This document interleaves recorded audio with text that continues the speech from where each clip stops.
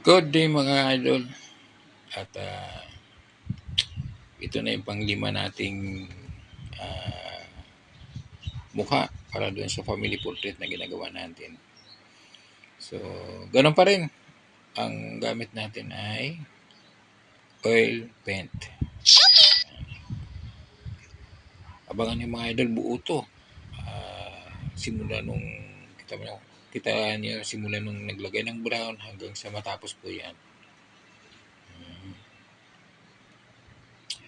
At sa mga yung dami mga idol, marami kasi naiilang na mga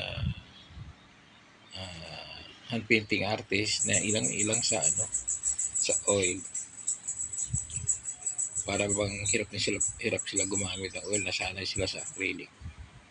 Well, sa portrait po kasi mas ewan ko lang sa mga sanay ako, dati naman kasi akong acrylic din nagpo-portrait ako ng acrylic, watercolor.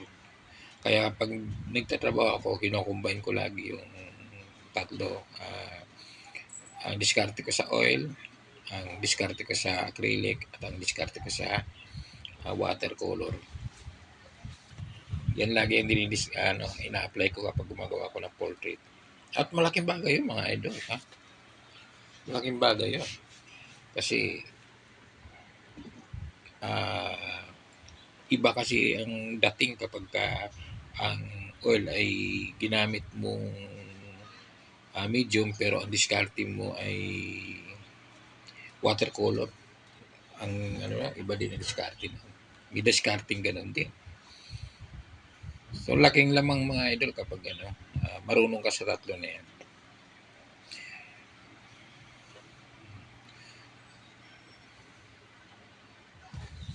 At saka masarap paglaruan ng oil.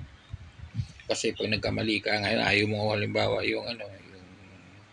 yung pag-apply mo ng pintura, hindi mo type, di punasan mo, burahin, tanggalin, pwedeng tanggalin. Yan ang advantage yan mga idol.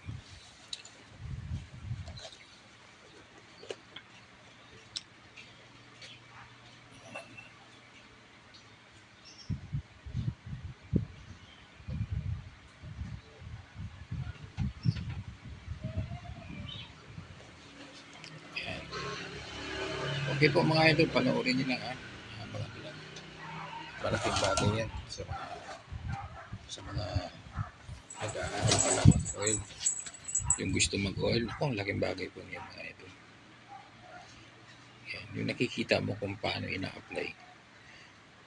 Nung alam niyo nung pandemic, ang daming natutong mag-drawing. Naalala ko nung nagsisimula pa yung pandemic, tanong. Pangit na mga gawa. Pero after a year, 6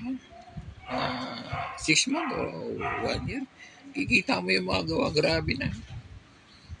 Kasi walang magawa yung iba, talagang nakatutok sa pagpipinta.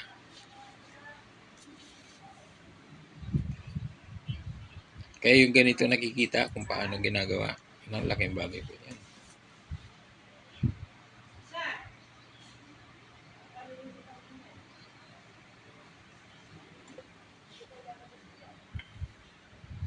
Lalo kasi nung araw mga idol, wala talaga nagtuturo.